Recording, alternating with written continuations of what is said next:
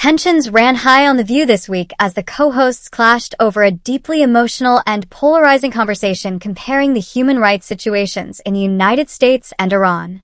What began as a segment discussing escalating tensions between Iran and Israel quickly turned into a heated exchange about race, freedom, and perspective, particularly when comparing the realities of life in America versus life in a country like Iran. It all started when legal expert Sunny Hostin criticized Israel's preemptive bombing of Iran, labeling it as illegal under international law. Moderator Whoopi Goldberg emphasized the importance of institutions like the United Nations in resolving such global issues, trying to bring a balanced view to the discussion. But the tone shifted quickly when conservative co-host Alyssa Farah Griffin pointed out Iran's brutal treatment of LGBTQ individuals, specifically referencing the regime's horrific practice of throwing gay people off buildings. It was a stark and chilling image, one she used to underscore the severity of human rights violations in Iran today.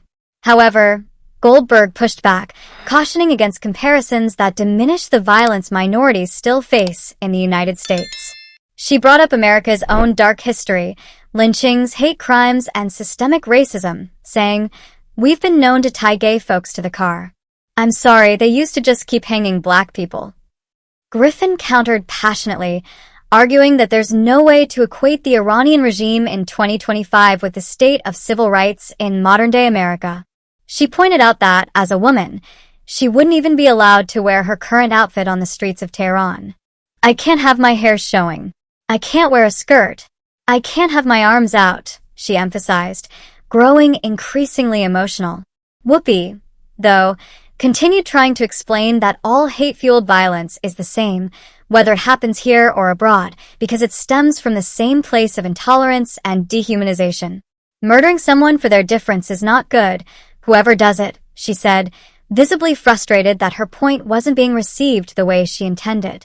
That led to one of the most poignant moments in the exchange. "I think it's very different to live in the United States in 2025 than it is to live in Iran," Griffin insisted, to which Goldberg firmly responded, "Not if you're black." It was a sobering reminder that the experience of living in the U.S. can look and feel vastly different depending on your race, gender, or background. Goldberg continued, sharing the anxiety that many black parents live with every day, wondering if their children are safe just walking through a neighborhood. "Are our kids going to get shot because they're running through somebody's neighborhood?" she asked, bringing the conversation back to the realities faced by black families in America. Trying to bridge the gap, Griffin agreed that no one should dismiss America's problems. She acknowledged the pain and injustice that still exists, but stressed the importance of recognizing even darker places in the world where basic freedoms don't exist at all. That's when Goldberg, frustrated by the disconnect, simply said, "There's no way I can make you understand." It was a moment that captured how layered and complex conversations about race, freedom, and privilege can be, even among women who regularly share a table. Joy Behar jumped in with a suggestion that Griffin try reversing roles. Imagine living in America as a black person and seeing things through that lens. That, she said, might help make sense of what Goldberg was trying to convey. "Just try to understand from their point of view," Joy pleaded. "From that point of view, this country does not go for them." Even Joy acknowledged that while Iran's actions may be worse in some ways, it doesn't erase the pain people still feel right here in the U.S. "It still feels bad on this side," she said. Griffin didn't back down completely, maintaining that Iran was significantly worse than America at its lowest points in history. But the conversation hit a wall, and Goldberg eventually ended the segment, promising more discussion later. When the show returned from commercial break, however, the topic had changed entirely.